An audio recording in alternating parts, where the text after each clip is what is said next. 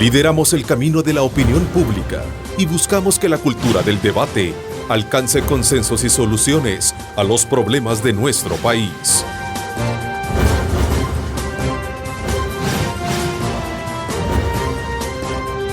Diálogo con Ernesto López. ACACU DRL desea premiar la fidelidad de todos nuestros asociados. Por eso, en diciembre de 2018, gánate un Kia Picanto Full Extras por aperturas o incrementos de $100. ACACU DRL, mejorando tu vida.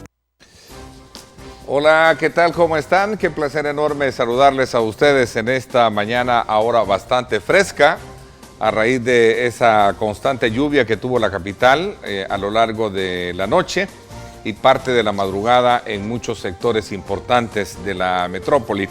Gracias por sintonizarnos en este miércoles 25 de abril. Bienvenidos a Cadena Megavisión. Somos 3 canales al servicio de usted, cubriendo todo el territorio nacional. Esta mañana con nosotros el doctor Francisco Bertrán Galindo, abogado de la República, con quien vamos a hablar sobre diferentes temas importantes.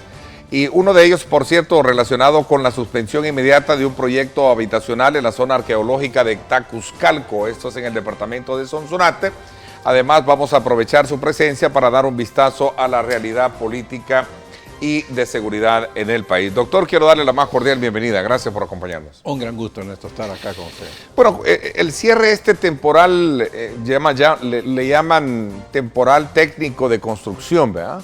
De la urbanización Acrópoli en Sonsonate, bajo la iniciativa del Ministerio de Cultura, pone desde luego ahora en relieve una decisión sobre la conservación del patrimonio versus el desarrollo y la generación de empleo que tanto necesita el país y especialmente la zona del occidente. Vamos a aprovechar, conocer desde su perspectiva todo digamos, problema que se ha generado, y sobre todo cuando la parte, digamos, demandante, en este caso el Ministerio de Cultura, ahora recién creado, ¿verdad?, hace algunos planteamientos que tienen que ver precisamente con este sitio arqueológico y sobre todo también el tema de la burocracia, es decir, el tema de permisos. Pero también vamos a examinar el lado de la empresa afectada, que es una empresa constructora, que tenía y contaba con todos los permisos, pero a raíz de esa, llamémosle, decisión, ahora se cree que estos no tienen el permiso respectivo para poder desarrollarlos en unas áreas que ellos consideran que también tiene asentamientos patrimoniales. Así es que por ahí vamos a andar en este tema. También vamos a, desde luego, analizar la nueva correlación de fuerzas, como lo decía al inicio del programa, en la Asamblea Legislativa, los posibles acuerdos políticos para la culminación de un periodo presidencial y el surgimiento de otro a partir de las elecciones de 2019. Son los temas interesantes que vamos a tener. @Neto López Radio, @Diálogo 21. Son las 2 cuentas en Twitter que están disponibles para que usted nos escriba y participe alrededor de este tema. Doctor, nuevamente gracias por acompañarnos.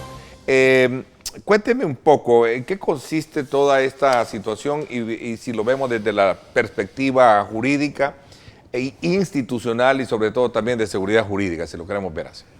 Bueno, este es un caso que lo conozco porque la empresa me consultó hace ya varios meses sobre los aspectos legales que ellos tenían. Sucede que este es un proyecto que inicia por los dueños de la tierra originales, que era una sociedad de nombre Chiripío. Esta sociedad, cuando ve que en el plan de desarrollo territorial de los dos pueblos, porque esto tiene que ver con Nahuilingo y tiene que ver con Sonsonate, cuando ve que en el plan de desarrollo municipal o de la región se contempla que su propiedad está dedicada para vivienda, entonces ellos, la sociedad esta que le estoy contando, arranca todo el proceso de pedir todos los permisos. Hacen un diseño para 600 y tantas casas, van y piden calificación del lugar, permiso de parcelación, hacen medio ambiente, dan el permiso de medio ambiente, plantean que van a hacer una planta de tratamiento, van a hacer un pozo, es decir, van a hacer una urbanización. Y se les dan todos los permisos. Pero posteriormente, por algunas razones, supongo, financieras internas de la empresa, deciden ya no hacer ellos el proyecto y venden el proyecto a una nueva sociedad. Esta sociedad compra el proyecto, compra la tierra y compra todos los permisos. Con eso se va y se informa a las autoridades municipales, que son las responsables de todo esto, que hay un nuevo dueño y que va a arrancar el proyecto. Esto se hace con la alcaldía de Sonsonate, la alcaldía de Nahuilingo, y se hace también con una entidad que es como la OPAMS de la zona, y se le informa. Y se consiguen otra vez todos los permisos, es decir, todos son ratificados. Empieza la construcción y cuando están construyendo, llegan agentes de Secultura diciendo que no se había pedido permiso de Secultura. Acá una situación, en esa época la ley de Secultura estaba orientada para que en algunos casos tuviera acciones reactivas y en el otro tuviera acciones preventivas. Por cuestiones de la burocracia, esos mecanismos no se han usado desde Secultura. Cuando digo preventivos, ¿qué quiere decir? Si se identifica una zona histórica, arqueológica, lo que fuera, Secultura está obligado a marginar en el registro de la propiedad cuáles son las propiedades que están afectadas por ese principio. Eso lo que hace es que cualquier persona conozca, y si yo compro una casa en la Flor Blanca o compro una casa en un centro histórico, sé que tengo restricciones y el que vende también sabe que me la está vendiendo con restricciones. De lo contrario, yo puedo comprar una casa pensando que ahí voy a hacer un edificio y cuando voy y consulto resulta que me dicen que no. No se puede. Entonces, lo que la ley busca es que haya transparencia en la flora. En el caso de los centros arqueológicos, como muchos no se pueden identificar a priori, sino hasta que se encuentra algo, entonces lo que hay es una medida reactiva. Y es que cuando se está comenzando el proyecto, si se encuentra algo, hay que parar y hacer toda la investigación. Entonces realmente no existía, al menos en aquella época, una obligación de pedir permiso. Quien hacía eso eran las mismas autoridades locales que conocían mejor su zona. Pero en este caso concreto lo que sucedió es que se identifica un sitio arqueológico que se llama Tacasculco y se hacen todas las investigaciones, ahí está puesto por cierto en el mapa. Ahí puede ver que Tacasculco es la zona morada. La zona morada son alrededor de 45 manzanas. Esa fue declarada por decreto ejecutivo y después confirmada por decreto legislativo como zona arqueológica y su zona de influencia. Ahí lo que hay son unos montículos de tierra que se supone están cubriendo pirámides o ciertas obras asentamientos ceremoniales. En las partes a la par, si usted puede ver, en las partes a la par es zona de vivienda. Esta vivienda, lo que está abajo del mapa, y la otra zona también es vivienda. Esa ya es zona de Nahuilingo. Entonces, la propiedad de la que estamos hablando es la que está marcada con blanco y esa propiedad está identificada en el plano. Esa va hacia la carretera de Sonsonate. Entonces, toda esa zona es identificada y eran cañaverales. Ahí se sembraron por años caña. Esto es importante porque para sembrar la caña los tractores meten unas rastras bien altas. Entonces terminan si es que algo hubo. Toda esta zona, vamos a ver si nos acercamos para irnos explicando. Toda esta zona era prácticamente cañales. Esta parte morada, como usted lo identifica, fue lo que se consideró como el centro ceremonial de Tacasculco. De Tacasculco, ¿verdad? Aquí vemos lo que usted explicaba, la zona que vivienda y abajo el costado poniente. Vivienda También, ¿verdad? Pero esto no se podía tocar. Eso no se puede tocar. Y no se ha tocado. Y no se ha tocado. Es decir, eso que quede claro. Eso está respetado y lo que sí pasó fue que cuando Secultura llega, pide que se haga un estudio. Sí. Entonces se hace un estudio y se hacen 50 pozos buscando cuestión. Y ahí encuentran que habían lo que parecía ser la base de un muro, que tal vez fue el muro del centro ceremonial. Entonces los arqueólogos recomiendan dejar una franja que sirva como franja de protección al centro ceremonial. ¿Qué es esta verde? Que es esa zona verde. Zona verde, ¿verdad? Entonces resulta que los constructores aceptan eso y hacen el cambio del diseño y configuran sobre eso una zona verde de protección. ¿Qué es esta? Toda esa zona, ¿verdad?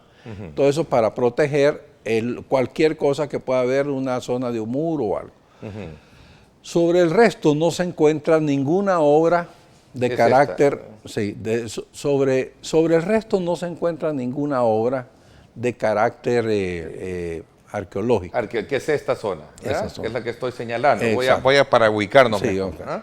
Entonces resulta que ante esa situación ya se entendía que se podía seguir con todo el otro proceso, tanto con esa parte sombreada gris más la parte libre que da hasta la carretera.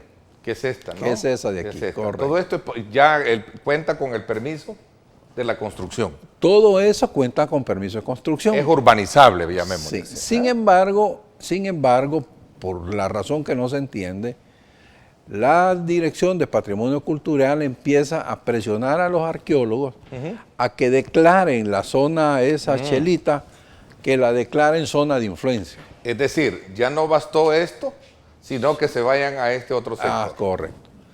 Pero resulta que para que la declaren zona de influencia, la ley exige que haya ahí obra monumental. Y no existe nada, No porque existe sí está nada. identificado en Entonces los arqueólogos le contestan a la directoria y le decimos, mire, nosotros no tenemos facultad legal para calificar esto como zona de influencia. Entonces resulta que cuando los arqueólogos le dicen que no, la dirección da una emisión donde dice que esa zona, la zona verdecita, es la zona consustancial al lugar. O sea, dicho de otra manera, debería integrarse a la zona morada, lo cual es una decisión del gobierno que Esta verde. Esa verde, que es fácil hacerlo siguiendo el proceso que la ley dice. Pero entonces sacan algo de la manga y dicen que toda la zona subsiguiente es una zona que no se debe construir porque es una zona de influencia por efecto paisajístico. Esto. Es decir, ¿Qué no es hay esto? obra, sino que por el paisaje no se puede construir.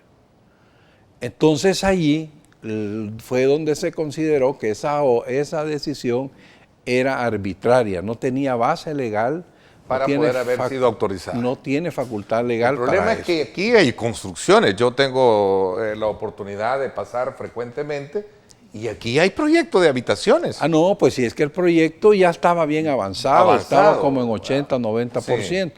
Pero todos los permisos están para eso. Entonces, los planos están autorizados. Yo creo que esto nos lleva a una discusión, ¿no? Es hasta dónde los trámites burocráticos deben ser capaces de parar proyectos de inversión, porque en este tipo de cosas siempre hay una especie de conflicto. Por ejemplo, cuando usted está construyendo en zonas agrícolas, hay el conflicto si se mantiene el uso agrícola de la tierra o se mantiene o se va por el uso urbano de la tierra. En el tema forestal es igual. Sí, en forestal es igual. Entonces, botar un hay árbol, la choque. consecuencia de un edificio que va a generar empleo, es otro gran Hay problema. un choque permanente en todo eso. Entonces, aquí el punto es, ¿hay ahí en esa zona realmente una obra arqueológica que haya que proteger? Si fuera así, bueno, entonces los mecanismos legales están para hacer lo que tiene que hacer. ¿Cuál es el mecanismo legal que se procede? Una declaración del Estado de que ese terreno es un terreno donde hay obra monumental arquitectónica y a partir de allí se delimita la zona de influencia y se para todo el proceso. Es decir, el Estado a partir de allí inicia un mecanismo de comprar la tierra o de expropiar la tierra. Pero lo que no puede hacer Es decirle a un ciudadano sin ninguna cuestión objetiva, decirle, usted sobre esto no me construye porque yo digo que no. Eso no lo puede hacer. ¿Por qué? Porque eso tiene un efecto confiscatorio. Eso hace daño, como usted dijo, a los trabajadores, hace daño a la necesidad de vivienda, en este caso, que la gente pueda tener y todo eso. Entonces yo lo que creo que hay que separar la parte formal legal, que como le digo está tal como lo hemos hablado, y la parte sustantiva, la parte de si hay o no una obra arquitectónica, y hasta ahora por lo menos no la hay. Lo cual no quiere decir que no aparezcan trastos de vasijas rotas o cosas así, pero hay que recordar que ese terreno estuvo siendo cultivado por caña por años. Y los mismos arqueólogos dicen, mire, si aquí hubo algo de carácter cerámico o cosas así, los tractores lo rompieron hace mucho tiempo. Entonces yo creo que no es el punto tratar de rescatar esa rotura cerámica con mecanismos que no están en la ley, porque si estuvieran en la ley, pues están en la ley. Sino que creo que más bien es centrarse en cómo proteger el centro ceremonial de Tacasculco, que aquí hay un tema importante. Esa propiedad está abandonada. Le fijaron los límites, pero después el Estado no hizo absolutamente nada. No ha hecho nada al estilo. Ese sitio se ha estado objeto de saqueo, hay gente que vive allí, hay gente que siembra allí, y el Estado no hace nada. Entonces yo creo que estamos poniendo los pleitos donde no deberían estar. El propósito, bueno, de hecho de tenerlo a usted con nosotros es para hacer, como siempre ha estado, compartiendo su visión de país con relación a los temas que tienen que ver con la seguridad y el análisis político como tal. Lo vi actuando sobre este tema en particular y creo que era necesario porque ha llamado la atención el hecho de que se trata de un área que son alrededor de 46, se estaba leyendo, como 46 o 47 manzanas, ¿verdad? En la que existen por lo menos, según las autoridades de cultura, alrededor de 32 estructuras precolombinas, ¿verdad? Entonces, esto de alguna manera representa la oportunidad, lamentable, como usted lo dice en su momento, porque vuelve a entrar en contraposición lo que es el tema del desarrollo versus la conservación de patrimonios. Lo que hay que dejar claro es que esas 32 estructuras precolombinas nadie las está tocando. Sí. Es más, yo siempre pensé que la salida correcta de esto era que Secultura entrar en contacto con la empresa que está haciendo eso y de alguna manera le planteara un plan que la apoyara para rescatar el centro de Tacasculco, porque está abandonado, es decir, eso lo están saqueando, está viviendo gente, están sembrando, o sea, lo están arruinando y nadie está haciendo nada. Y nadie está haciendo nada, o sea, entonces, como que lo más lógico era, mire, si aquí no hay obra, pues que siga la construcción, pero ayúdenos a poder rescatar un poco este por tema. lo menos resguardarlo, ¿no? Resguardarlo, ¿no? Interesante, le agradezco mucho que me haya permitido abordar este tema, sé que es un tema muy que habría que esperar cuál es digamos el seguimiento que se le va a dar o el curso que va a seguir, sobre todo cuando se trata, insisto, en una discusión donde nuevamente se pone en relieve la necesidad del desarrollo versus la conservación de patrimonios, en este caso ambiental, arqueológicos y algunas veces que en su mayoría es ambiental, ¿verdad? Correcto. Bueno, dejamos ahí eso. Voy a hacer una pausa porque necesito hablar con usted sobre cuál es su lectura de los alcances que tenemos hoy en el país a partir de la nueva conformación de los partidos políticos en la Asamblea Legislativa y la urgente necesidad de lograr acuerdos para solventar problemas como el que siempre hemos abordado con usted, que tiene que ver con el tema de la seguridad. Correcto. Vamos desde luego a la pausa. Gracias por estar con nosotros. A propósito, vamos a invitar también para un espacio a autoridades del Ministerio de Cultura para poder analizar este tema que hemos abordado en primera instancia. Una pausa y regresamos. ACACU DRL desea premiar la fidelidad de todos nuestros asociados. Por eso, en diciembre de 2018, gánate un Kia Picanto Full Extras por aperturas o incrementos de $100. ACACU DRL, mejorando tu vida.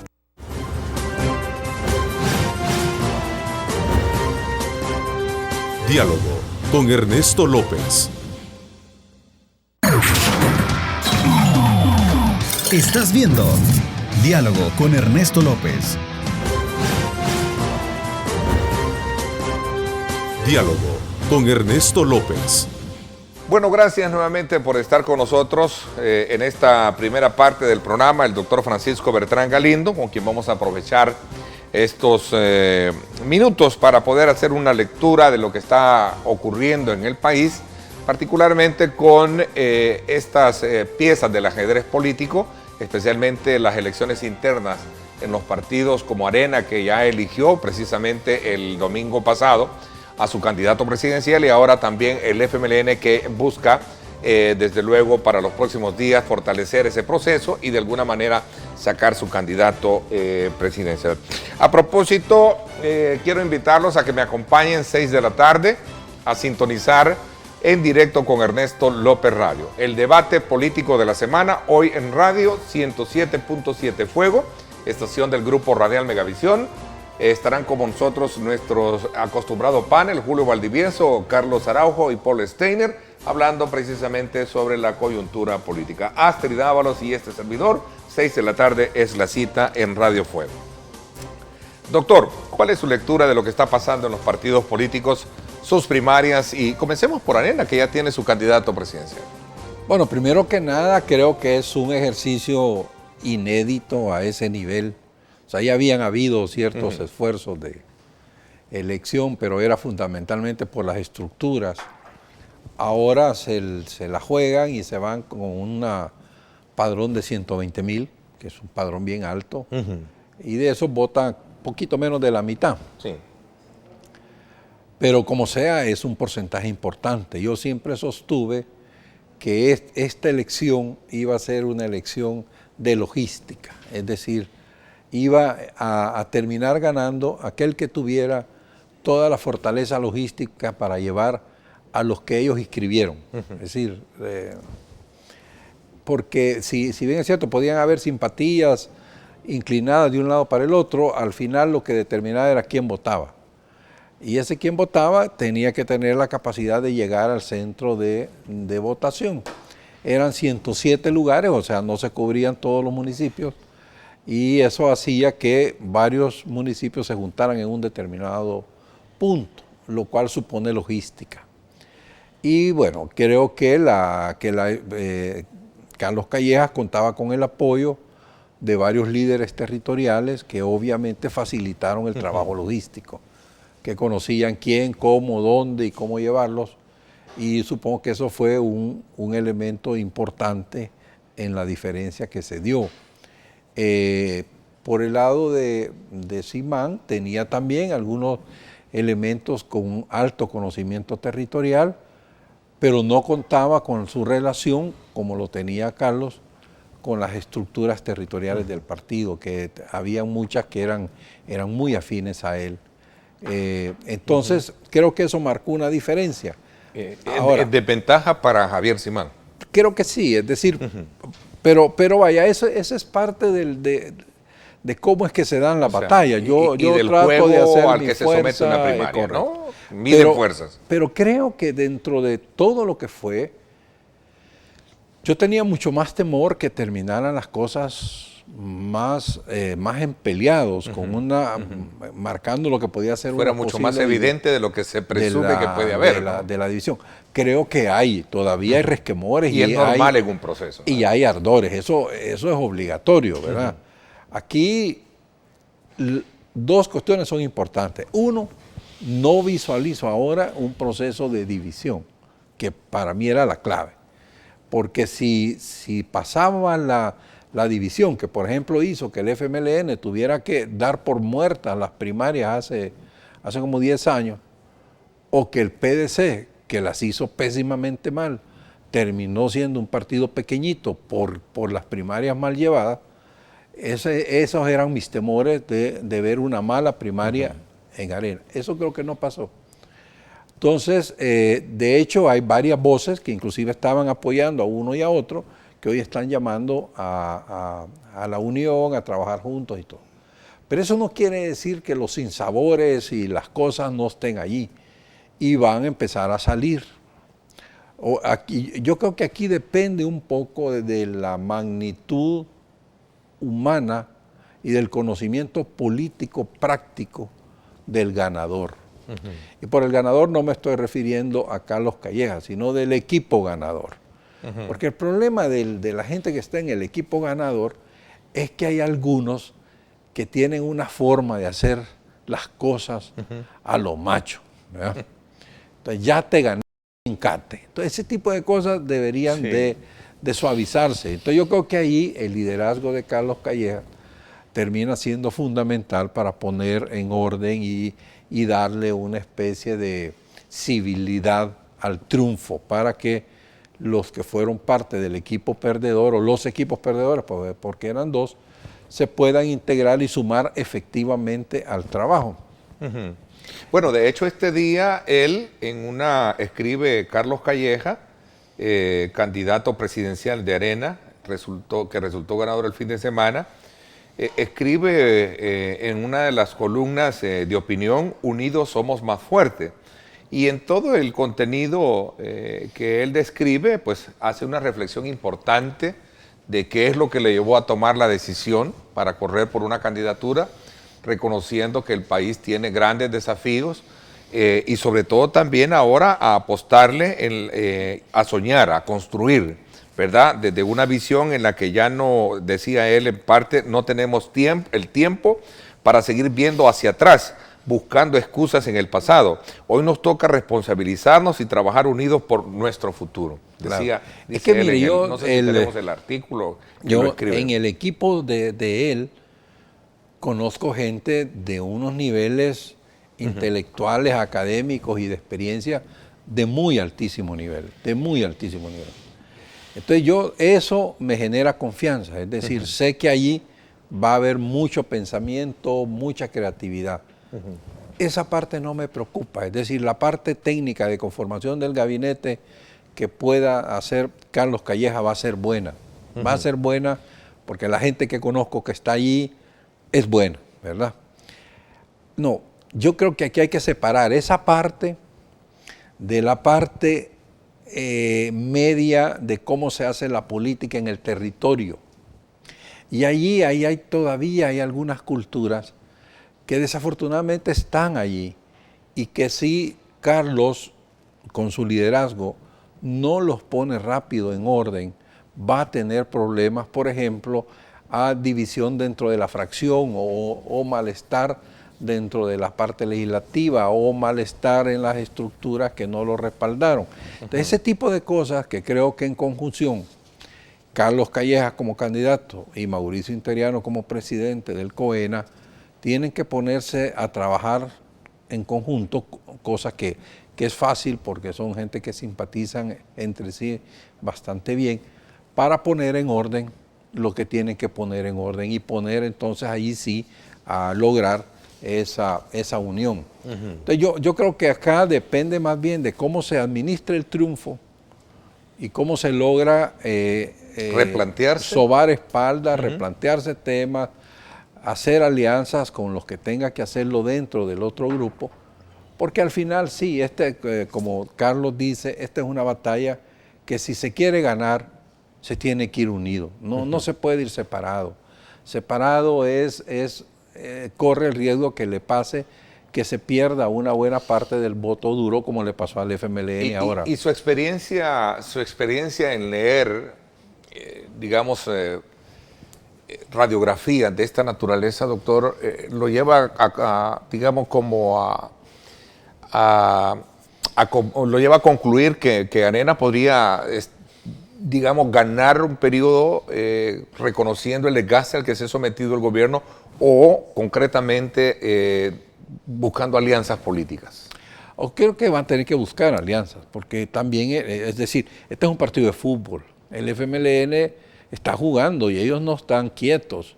Ahora se sienten que en el primer tiempo... Hay una famosa, célebre, digamos, palabra, no está muerto, andaba de parranda. Andaba de parranda, es decir, ahora ellos sienten que van perdiendo 4-0. Pero hombre, ya hemos visto remontadas más grandes en el fútbol, o sea que Este tipo de cosas no sería un error gravísimo que la gente de Arena, la que dirija la campaña, crea que ya ganaron. Es decir, esto al contrario, esto que les debe exigir una mucha mejor calidad de planteamiento conceptual, algo que creo que Carlos ha insistido bastante y creo que hay que sostenerlo, el tema de estar cerca de la gente es un elemento fundamental. Y entender que hay que hacer alianzas, porque el Frente, con la debilidad que tiene, como ha salido mal, no le va quedando más que buscar con quién hacer alianzas, y solo le van quedando dos grupos. La alianza de lo que podría ser el movimiento Bukele, que ya se empezaron a hablar de posibles reamistades, y por el otro lado, con quien ya de alguna manera trabajó cerca, que fue con Gana. No sé si Gana va a estar en disposición de hacer alianza a ese nivel con el FMLN, pero claramente tiene que buscarlo, es decir, él tiene que buscar una manera de cómo reencantar a esos 400,000 votos que perdió, y que para ganar una presidencial necesita esos 400,000 y otros 400,000 nuevos, que es lo que le toca hacer. Doctor, en estos análisis es importante, digamos, como irnos a ver los números, la contabilidad de números electorales, ¿verdad? Sí. Eso es un factor muy importante para poder, de alguna manera, hacer un diagnóstico de esa naturaleza. A ver, pero ocupando el símil del fútbol que usted decía, yéndonos a otro estadio, el FMLN, ¿cómo examina las internas? Y sobre todo ahora con estos dos candidatos que están casi definiendo lo que sería el proceso que va a elegir el candidato presidencial el próximo 27, creo, de mayo. O 27 de mayo, ¿no? Mire, yo creo que para el Frente es importante, creo que este es el fenómeno de la contaminación positiva de las cosas, es decir, el que Arena haya logrado hacer una primaria tan larga, tan pública, hasta puso bravo al Tribunal Supremo, pero bueno, esas cosas. Pero era claro que durante varios meses Arena estuvo en la noticia permanentemente. Y eso le hace subir, indiscutiblemente eso levanta pasiones, levanta simpatía y la hace subir. Yo creo que el Frente se percata de que hay un problema y que ellos tienen que hacer algo. Y ya no les queda todo el tiempo que tuvo de Arena, ahora les queda abril y mayo, pues un mes. Pero lo van a hacer, ya solo eso es importante. Porque para un partido que ya las intentó, porque hay que recordar que ellos intentaron las primarias, cuando todavía estaban los distintos grupos, que estaban los renovadores, estaba el Partido Comunista y estaba la parte de FPL separados. Fue tan desastroso hacia adentro que decidieron suspenderla, suprimirla, y a partir de ahí regresar al mecanismo de que el candidato se pone por dedo. Ahora, por la reforma de la sala y todos los propuestos, y el ejemplo de Arena, los obliga a que si quieren estar en posición de competir, tienen que hacer lo parecido. Entonces, ahora vamos a ver cómo lo van a hacer. Yo la lectura desde fuera es que Ortiz sigue representando un grupo que le podíamos llamar renovador, no sé si el nombre es correcto, pero sería un movimiento, y el movimiento ortodoxo, ¿verdad?, orientado ya no necesariamente por el Partido Comunista, porque me da la sensación que dentro del Partido Comunista hay líderes que se están uniendo con Ortiz, y sino que más bien es ese movimiento casi fundamental de las FPL que está controlando en este momento la parte política del FMLN. Entonces vamos a ver cómo esos dos grupos se enfrentan en un mes, y si es de verdad o si es arreglado, pero las señales me parecía que sí iba a ser una cosa de verdad. Ahora, el problema de estas primarias siempre es el padrón. ¿Quién es el padrón? Sí, y es menos, ¿verdad? Que son 20, es bastante 22,000. Sí, ellos depuraron. Ellos quitaron cualquiera que hueliera no pensara a cualquier cosa renovadora. A renovación, a modernización. Sin embargo, amigos míos que son cercanos de ellos, siempre me han leído que en todas las elecciones que han habido, cada vez la gente del Partido Comunista saca menos votos y la gente de las FPL saca más votos. Sin embargo, por una especie de acuerdo que se tenían, repartían los puestos tantos para la FPL, tantos para el Partido Comunista y tantos para los que le llamaban ellos los huérfanos, los sin partido interno. O sea, gente que venían de la RN, del ERP y de algunos de estos otros movimientos. Entonces, de esa manera distribuían los cargos. Ahora, eso creo que está a punto de cambiar, porque si no cambia, si el FMLN no cambia y se abre a tener un poco más de gente, que obviamente con los riesgos que para ellos implica, porque es un partido de una línea, de un corte casi estalinista. Entonces, es un cambio en su esencia lo que tiene que hacer. ¿Obligatoriamente? Pues sí, es que si no, es que el riesgo, mire, el riesgo, yo lo vi esto en Honduras. El Partido Liberal ha sido un partido, era fuerte, ganaba 2 periodos seguidos y después el Nacional uno. Y después perdía el Nacional y volvía a ganar 2 partidos. Pareciera que había un acuerdo, ¿verdad? Casi como un acuerdo, pero era un partido fuerte, libre. Se les mete Zelaya en medio, ¿verdad? Lo ponen de candidato, llega él a la presidencia y se le cruzan los cables. Y entonces resulta que a partir de allí el Partido Liberal no logra recuperar posición. Es decir, su líder populista lo sacaron. Y entonces al sacarlo, el Partido Liberal se ha quedado a ser la tercera fuerza de Honduras, después de haber sido la primera fuerza de Honduras, en cuestión de 8 años.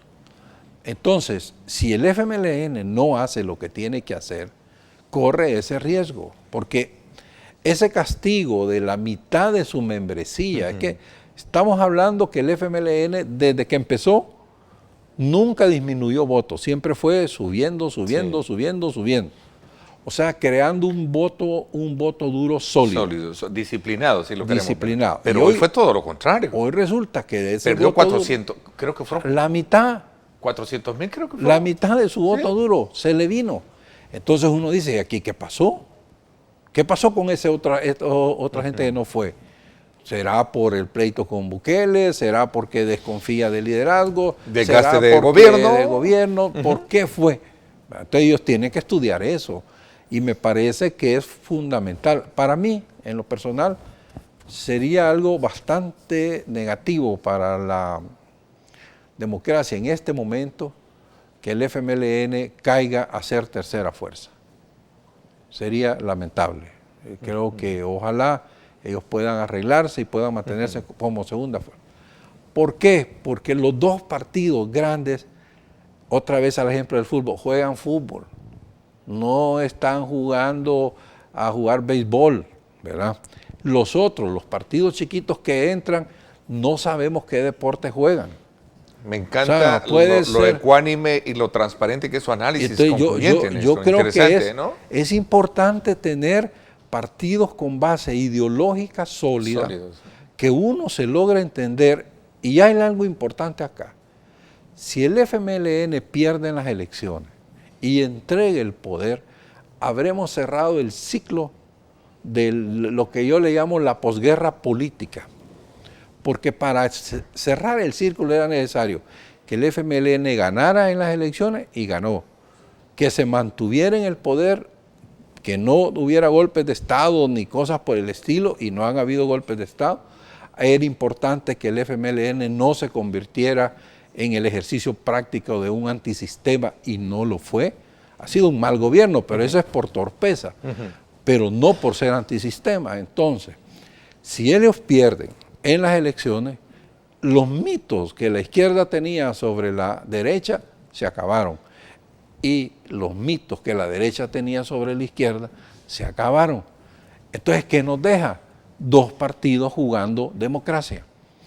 Y esos 2 partidos los necesitamos, a mi gusto. Creo que es importante. Entonces, yo no le desearía al FMLN un destino como el de la democracia cristiana, cuando se quebró por este tipo de cosas internas. Creo que ojalá ellos puedan recuperarse, O sea, y la tabla ser del fuertes. ajedrez es importante en el dominio de ambos De tal partidos, manera ¿no? que cuando surja una tercera fuerza, que en algún momento Sólida. podrá surgir, va a ser una fuerza ideológica sólida y no basada en aspectos demagógicos o populistas o ¿Eso ve simplemente usted en ese caudillistas. horizonte de Bukele?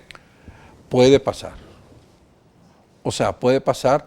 Yo a él no le conozco, se lo he platicado con él una vez, pero no sé realmente cuál es la base. Cuando yo veo lo que él hace versus lo que él publica, hay mucha escenografía, hay mucho cine ahí. Entonces, eso me preocupa, porque cuando los líderes se están planteando solo por imágenes cinematográficas, allí hay algo peligroso, porque quiere decir que puede ganar y resulta que nos vamos a montar en algo que al final no sabemos para dónde va a ir.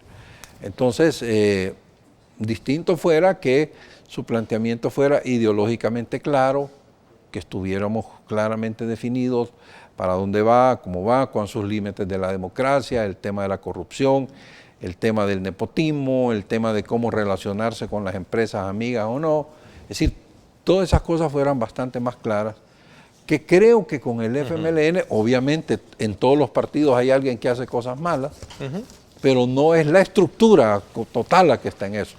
Entonces, yo por eso digo que, al menos en este momento de la historia, el país necesita Arena fuerte, FMLN fuerte. Interesante, doctor. El tiempo se me ha ido. Quiero agradecerle que me haya acompañado desde su lectura. Analizar estos contextos de país que sin duda alguna serán motivo de discusión subsiguiente, porque entramos a un proceso que obviamente nos va a llevar a elegir un nuevo presidente. A escasos cuántos meses estamos. Para elegirlo 8, en 10, 9 meses. 9 meses. 9 meses estamos para elegir un nuevo presidente en el país. Interesante ese análisis concluyente sobre la versión de la democracia sustentada en dos importantes partidos, Claro. de la historia de nuestro país, como ha sido Arena y el FMLN. Claro.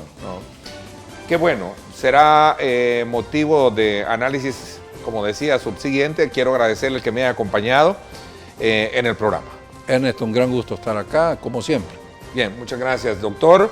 Vamos a irnos a una pausa. Cuando regresemos, vamos a conocer detalles sobre esta decisión del juez tercero de paz que resolvió anular el requerimiento fiscal presentado en el año 2000 en contra de los militares que fueron sobreseídos en diciembre de ese año por el asesinato de 6 sacerdotes jesuitas.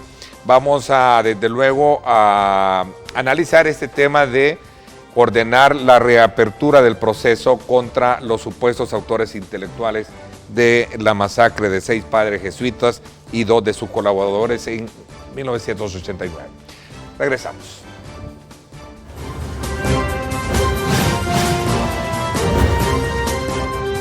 Diálogo con Ernesto López. Estás viendo Diálogo con Ernesto López. Diálogo con Ernesto López. Bueno, gracias nuevamente por estar con nosotros. Tal y como lo anuncié en la segunda parte de nuestro programa, me acompaña el abogado, el doctor Lisandro Quintanilla, para conocer los argumentos planteados en la petición que se ha hecho de revocar la resolución del Juzgado Tercero de Paz que anuló el sobreseimiento definitivo a los militares en el caso de jesuitas y ordena, desde luego, la reapertura del proceso contra los supuestos autores intelectuales de la masacre de los padres jesuitas y sus colaboradoras en 1989. Gracias, quiero darte la más cordial bienvenida, Lisandro. Como no, gracias a ti, buenos días, un profundo saludo a toda tu teleaudiencia y gracias por invitarme para hablar de este tema. Claro, por supuesto, es un tema que llama muchísimo la atención porque hay muchos aspectos elementales en todo esto que tienen que ver con la parte jurídica Claro. y sobre todo también con las emociones políticas en algún momento porque es parte Claro. del debate que como tal. Cuéntanos, ¿cuál es tu lectura introductoria en este tema? Bueno, mira, fíjate que nosotros toda la vida hemos manejado un discurso bastante coherente, pero hay que ver, dijéramos que tenemos un parteaguas a partir de que la Sala de lo Constitucional emite la sentencia de inconstitucionalidad de la ley de amnistía. Como tú te recordarás, el 13 de julio del año 2016, la Sala pues emitió esa, yo le llamo ilegítima, sentencia de inconstitucionalidad, pero al fin y al cabo sentencia que hay que respetarla y se debe de cumplir tal cual fue emitida. Uno de estos puntos en los que nosotros hemos basado toda nuestra contraargumentación para la reapertura de este caso, para la pretensión de que se reabra este caso, es que justamente la Sala, fíjate, la Sala establece lo que ellos denominaron un nuevo escenario jurídico. Estamos ante una nueva situación jurídica. Y esta nueva situación jurídica que dicen los magistrados de la Sala de lo Constitucional en esta sentencia se refiere a que a partir de esta inconstitucionalidad, que no declara la nulidad de los efectos de la amnistía, ojo con esto, porque cuando la Sala emite una inconstitucionalidad de una ley, nunca declara los efectos que pudo haber producido, positivos o negativos, que pudo haber producido esa ley, ¿verdad? Eso no puede ser así. Entonces, si la misma Sala no declaró la nulidad de los efectos de esa ley, es decir, en términos concretos, los beneficios y los beneficiarios de esa ley, la Sala no se atrevió a anular los efectos que causó esa ley, entonces, por supuesto de que se vio ante la necesidad de ordenarle a la Asamblea Legislativa que emitiera una nueva ley que regulara precisamente todos esos efectos al pasado y al futuro. Sí. ¿Te explico esto?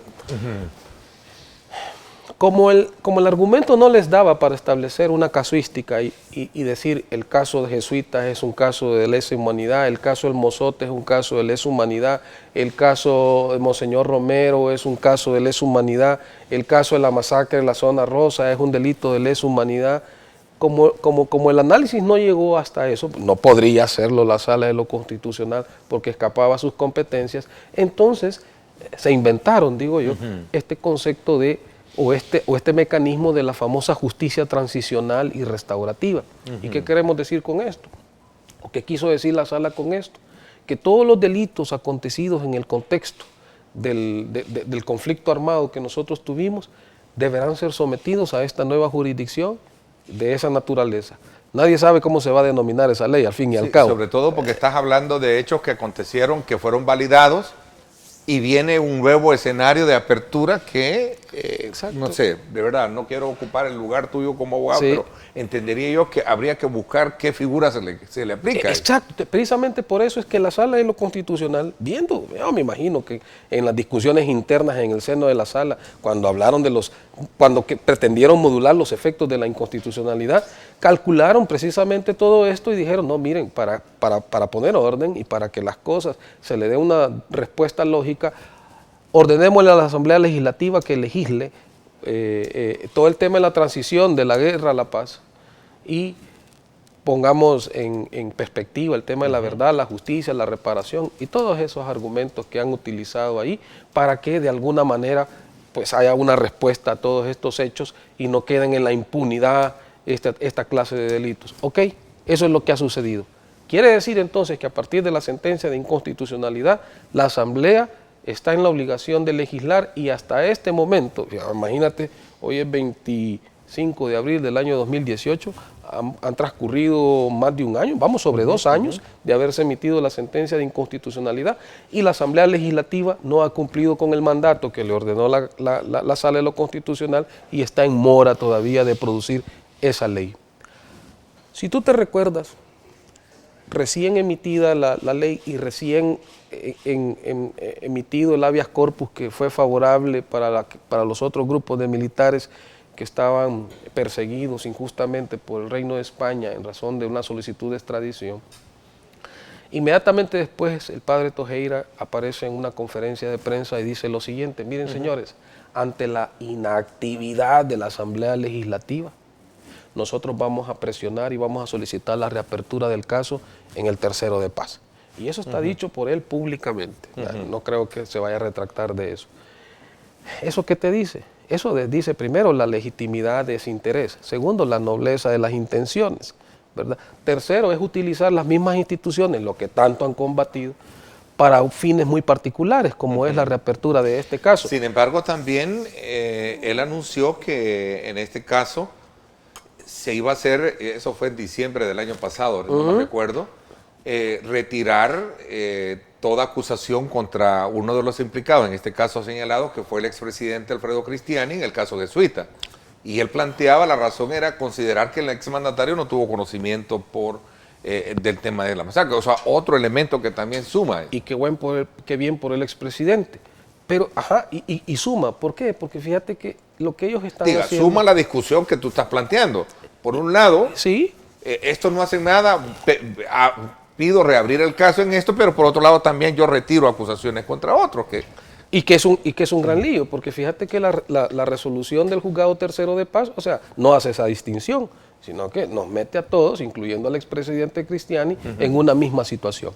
Ahora, todo esto viene, como tú lo planteabas desde un principio, sí. Viene desde la resolución, desde la declaratoria en el 2016 de la ley de amnistía, ¿no? Que fue declarada inconstitucional por esta sala. Y mira, yo quiero hacer una reflexión para que el pueblo... que es un tema que yo estoy completamente seguro ya cansa, ¿verdad? Yo siento que este tema ya no se está viendo con objetividad, con una visión jurídica, ya se está viendo hasta con fanatismo. Ya es fanatismo la persecución que se sigue en contra de los militares y por este tema. Mira, hay una cosa importante que el pueblo lo debe saber.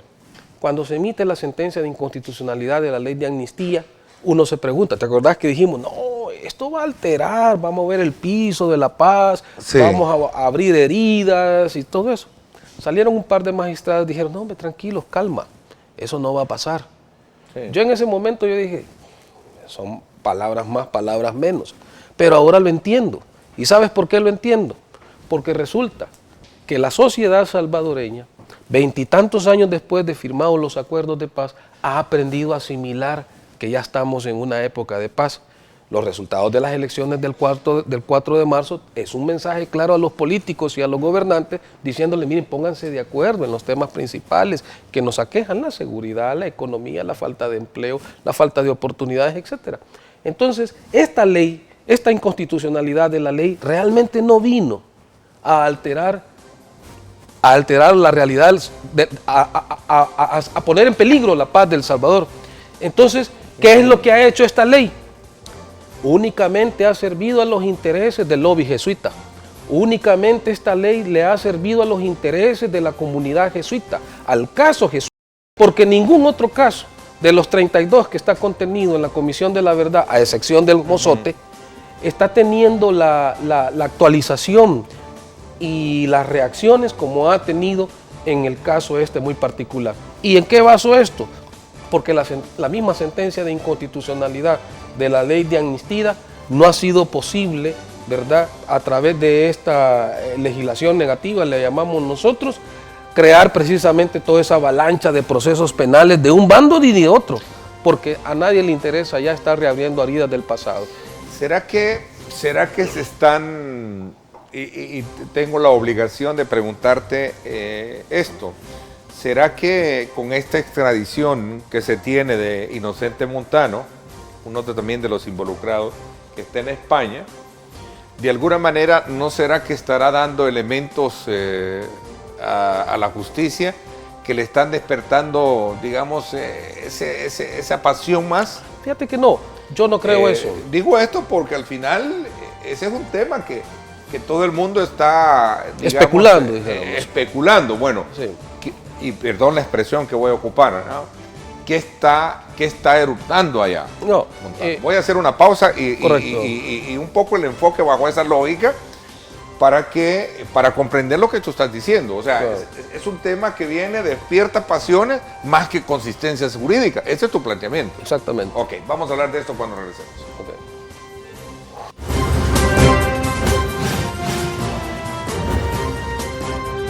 Diálogo con Ernesto López.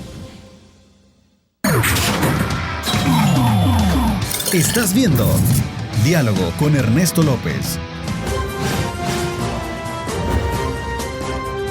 Diálogo con Ernesto López. Bueno, gracias nuevamente por estar con nosotros. A usted también, gracias por estar participando. @Neto López Radio, @Diálogo 21. Nuestras dos cuentas en Twitter para que usted formule sus comentarios y le dé seguimiento a todo lo que estamos versando acá con nuestro invitado. A ver, Lisandro, te decía de que si todo este pavor, toda esta acción, todo este nuevo movimiento que se da alrededor del tema de los jesuitas, que viene, como tú lo dices, desde, digamos, esa decisión, esa sentencia emitida por la Sala de lo Constitucional que declara inconstitucional la ley de amnistía, en algunos, digamos, como en algunos contenidos, no así del beneficio que en algún momento tenían los que se acogieron en ella. Sí. ¿No será que estará uno de los implicados, señalados, como es el caso del coronel Inocente Montano, que está extraditado en España de Estados Unidos, lo llevaron a España? ¿No será que también estará dando nuevos elementos y despertando esa sed de justicia que en algún momento plantean, en este caso? Fíjate que no. Nosotros, de hecho, tenemos una buena coordinación y comunicación con el abogado Antonio Alberca, que es el que está ejerciendo la defensa técnica allá en la Audiencia Nacional Española, en el Juzgado Central número 6, Juzgado Central de Instrucción número 6 de aquella audiencia. Y según nos está informando este abogado, precisamente él no está haciendo ningún comentario al respecto. Obviamente ha dicho en su defensa que él no ha tomado ninguna decisión, ¿verdad? No participó de ninguna reunión que haya tenido por objeto tomar el acuerdo para asesinar a los sacerdotes jesuitas o al padre Ignacio Ellacuría. Nada de eso, o sea, y de hecho, pues algunos periódicos digitales, como El Faro, creo yo, publicó y dijo, Inocente Orlando Montano se escuda en la estructura de mando. No, lo que él dijo es que yo no tuve ninguna participación en ninguna reunión en donde el alto mando de la Fuerza Armada haya emitido una orden para asesinar a los sacerdotes. Ese es el estatus que está manteniendo y esa es la situación en la que se encuentra el coronel Montano, de manera que esto no puede tener ninguna incidencia acá. No, mira, el tema de la solicitud de reapertura del caso, hecho por el abogado Arnau Baulenas, que es un español traído, entiendo yo, ad hoc para este asunto, ¿verdad? Creo yo que es una solicitud que tiene por objetivo simplemente presionar a la Asamblea Legislativa para que emita esta legislación. Ahora, el tema es el siguiente, ha encontrado eco en el Juzgado Tercero de Paz.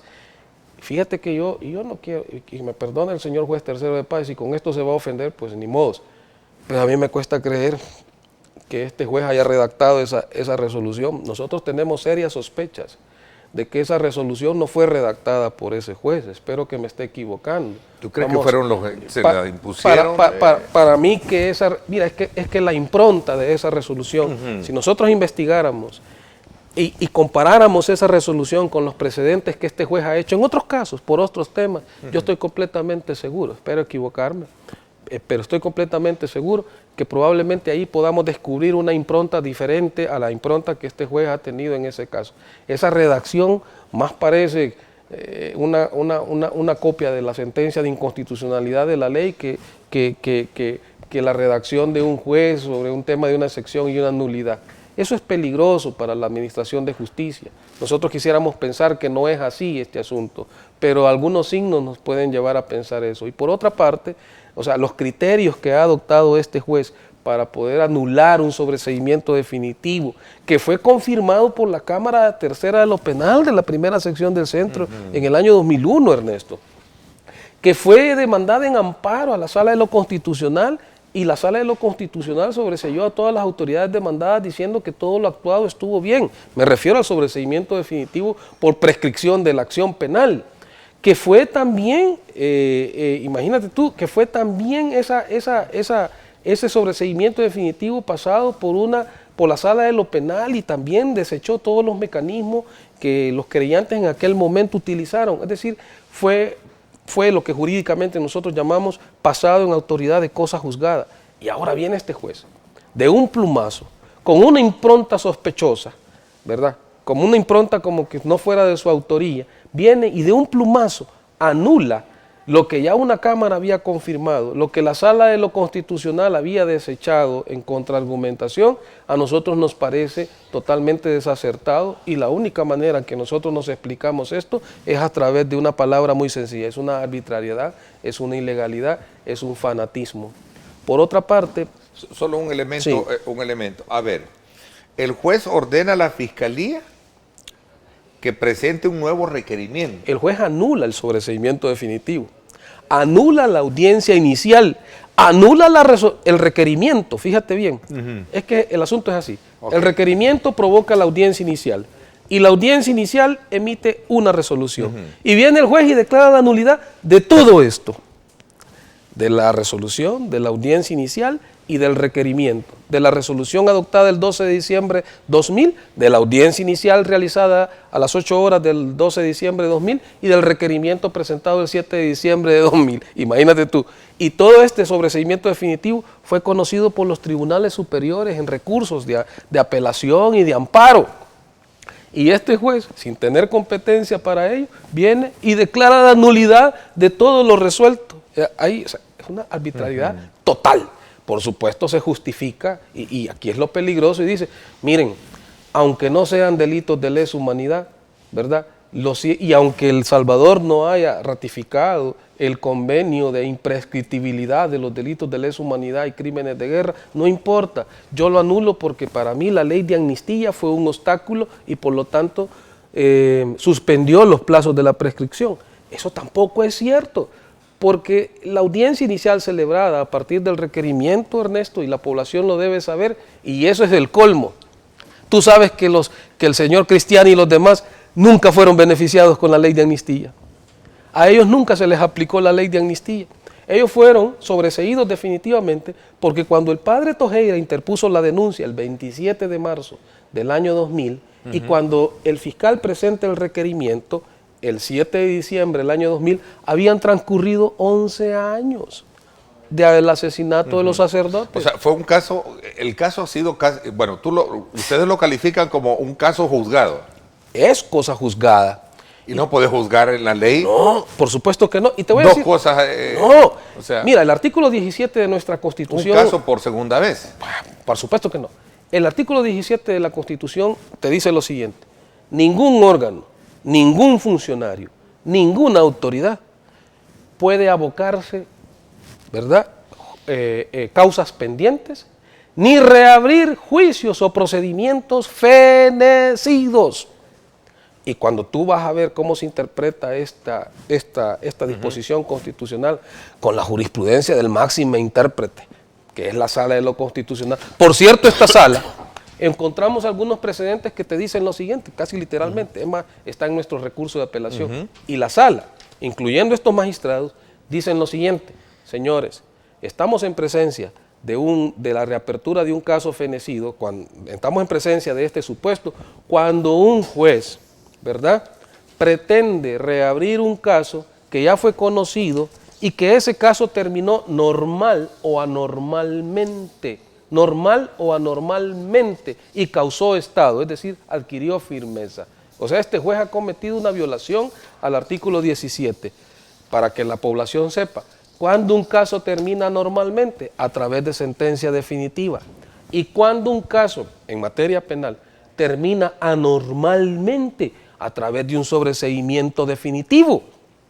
Entonces, si este caso terminó de una manera normal, es decir, a través de un sobreseimiento definitivo, ¿cómo puede este juez venir y reabrir un juicio o un procedimiento que ya estaba fenecido por una decisión que tomó el mismo juzgado?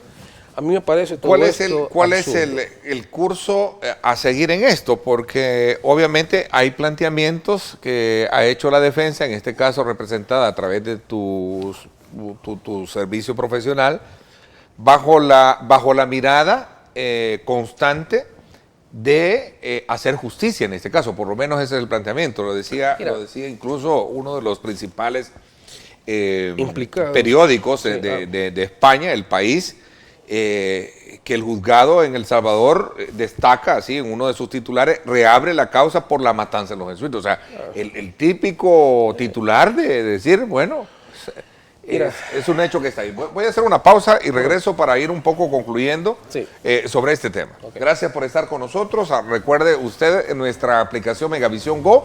Estamos en Facebook también para que usted nos sintonice en su teléfono móvil y pueda compartirlo con sus contactos.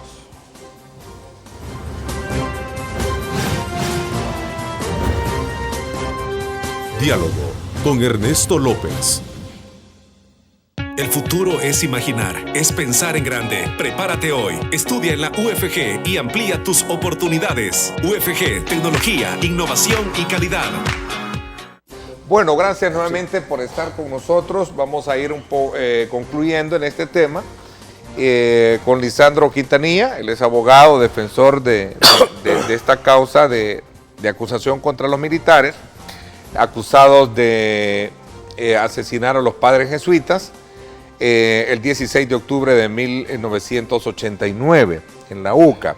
A ver, ¿cuál es el subsiguiente paso en esto? Porque daría la impresión, y no quería decir que por el hecho de un titular no sea, pero ponía como ejemplo cómo acá se quiere o se trata de una manera el tema, mientras en España está obviamente centrado un tribunal, una causa, un militar detenido, extraditado allá, y sobre todo en el manejo de presiones que puedan existir en este tema. A ver, ¿cuál es el curso a seguir en esto? Mira, nosotros siempre hemos creído en lo siguiente: la solución jurídica de toda la temática de estos delitos acontecidos en el contexto de la guerra, precisamente para no afectar todos los intereses que están debajo de todos estos asuntos.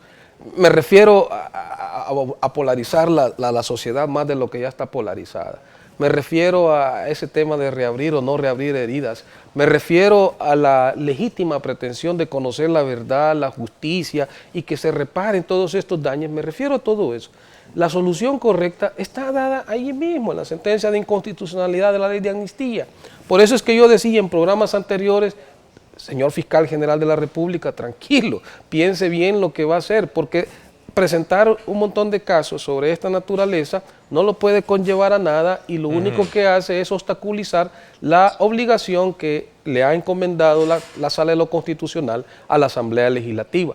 Por eso es que yo digo que la solución de esto, en el caso particular del tercero de paz, del caso jesuita, nosotros le planteamos al juez que pare el asunto, que lo suspenda a través de una excepción de falta de acción, y permita que la Asamblea Legislativa emita esta ley de carácter transicional y restaurativo con todo el contenido que pueda tener, y que se establezcan algunas normas dentro de esa ley para que todos los casos acontecidos, incluyendo los que están en la Comisión de la Verdad, porque así lo ha dicho la Sala, sean sometidas a esta nueva justicia transicional y restaurativa.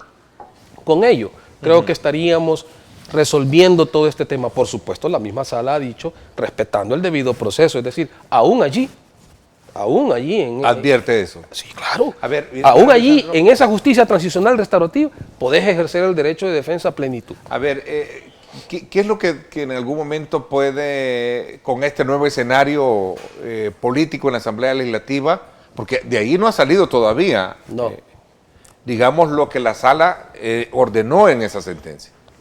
Es que eso es lo que yo... Y esto es un llamado a los políticos. Crear una nueva ley. Una nueva ley de carácter de transicional. reconciliación del país, que me acuerdo. De reconciliación del país. Mira, y en esto te voy a decir una cosa. En eso sí le doy mérito a los jesuitas. Los critico en muchas cosas, en la actitud que han tenido en este caso, pero en una parte sí les doy el mérito. Ellos han sido congruentes, por ejemplo, con el coronel Benavides. Con el coronel Benavides ellos se han demostrado cuál es el verdadero interés de ellos. No lo quieren en la cárcel, no quieren que se pudra en la cárcel. Ellos mismos han pedido la conmutación de la pena, homologando lo que ya llevan en prisión como parte de del cómputo de la conmutación. Qué bueno y qué noble. Y él sigue. ¿Por qué? Porque la Corte Suprema de Justicia no ha emitido el informe, porque la Asamblea tampoco nos ha dado el decreto no ha aprobado el informe, y el presidente de la República no ha emitido el decreto ejecutivo por medio del cual se le conmute la pena. Pero mira, y nosotros el indulto, precisamente para estarnos evitando que en cada caso particular tengamos que hacer malabar y medio en esto, yo creo de que es importante que la Asamblea Legislativa, de forma política, se ponga de acuerdo y diga cómo vamos a enfrentar este tema. No podemos soslayar esto ahí, dejarlo ahí. Esta es una piedra en el zapato que al progreso y el desarrollo de la sociedad nos está haciendo demasiado estorbo. Emitamos ya esta ley, tomemos en cuenta todos los sectores, incluyendo a la UCA. Es más, tú te recuerdas que presentaron una pieza de correspondencia en donde le dijeron a la Asamblea, miren, para nosotros estos son los criterios que deben de tomarse en cuenta para esa nueva ley. Sí, era evidente un poco ese juego de no sé si de palabras o de acciones, ¿no?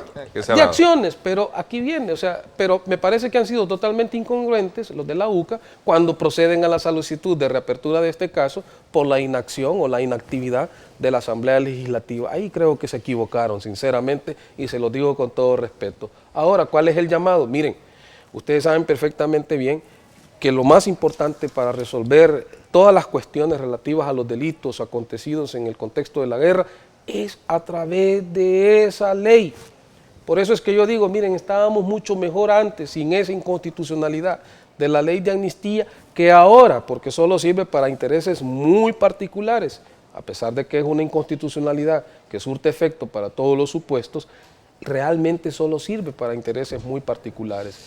Pero aún ahí, en esos intereses muy particulares, yo creo que es momento de bajar todo el aparataje de ataque, todo el aparataje de estar solicitando reaperturas de los casos, descontrolando todo el sistema por esta situación y someter todos estos asuntos, el Mozote, Jesuita, Monseñor Romero, cualquier otro caso de los que están ahí en lista, someterlos a esta nueva jurisdicción con esta ley especial. Para mí, Ernesto, esa es la única salida a toda esta problemática. Otra no va a haber más que enfrentar los procesos penales y esperar, por ejemplo, en el caso muy particular nuestro, que la Cámara de Segunda Instancia se pronuncie por nuestra apelación.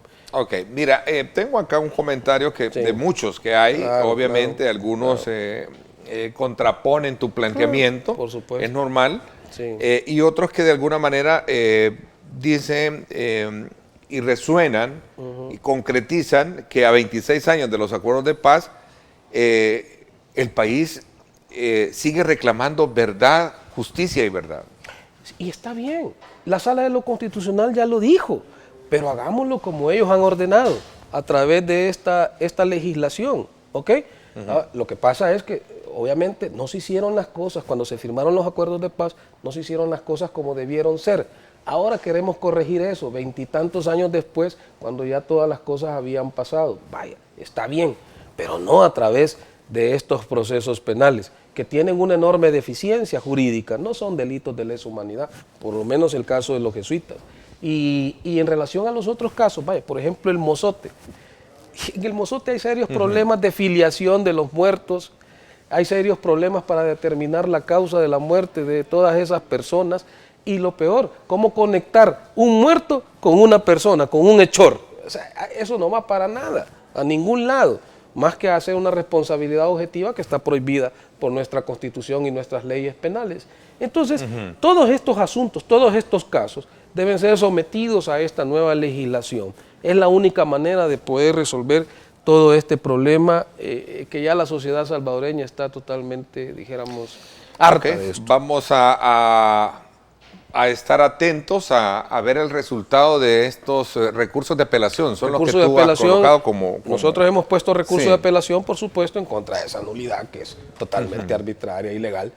Y esperamos que también se nos haga justicia a nosotros. La expectativa, ¿no? ¿Tienes expectativa con este nuevo conformación en la Asamblea Legislativa que puede surgir algún proyecto que le dé vitalidad a esa respuesta que estaba pidiendo la Sala de la Constitución? Yo creo que sí. Esta Asamblea Legislativa, para mí, va a ser una Asamblea Legislativa más racional. Ok. Más racional. Y menos apasionada, creo. Menos apasionada, sí. Bueno, vamos desde luego a esperar cuál va a ser el resultado y si esto sigue, desde luego conocer la otra versión también de la parte insatisfecha y de lo que está pidiendo frente a este tema que hemos conversado. Lisandro, te agradezco mucho que nos hayas acompañado. Gracias a ti y un saludo a tu teleaudiencia. Bueno, gracias. Por mi parte, eso es todo por hoy. Los espero hoy en el debate político de la semana en Radio Fuego. Astrid Ábalos y este servidor estarán desde luego conversando sobre temas de coyuntura. Gracias, pásenla bien y como siempre recuerden lo más importante, amar a Dios sobre todas las cosas. Lideramos el camino de la opinión pública y buscamos que la cultura del debate alcance consensos y soluciones a los problemas de nuestro país.